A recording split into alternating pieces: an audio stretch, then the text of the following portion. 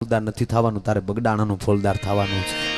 મંજીભાઈ કે તેથી મને સમજાણું નહોતું. મને બાપુ ઉપર ક્રોધ ચડ્યો હતો કે એક તો 62 ની સાલ ઈ સમાનો અને એમાંય જો પીએસઆઈ બનાવી ગયો હોય અને ઈ કબર જેથી ફાડી નાખે તેથી મારા કાળજાના છૂતા થતા હોય એવું મને લાગ્યું હતું.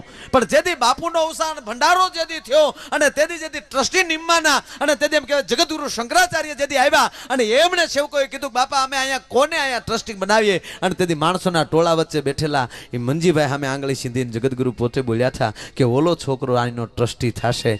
તેથી મંજીભાઈ કે હું રોઈ પડ્યો હતો અને મને યાદ આવ્યું હતું કે વાલા તારે બગડાણાનું ફોલદાર થવાનું છે.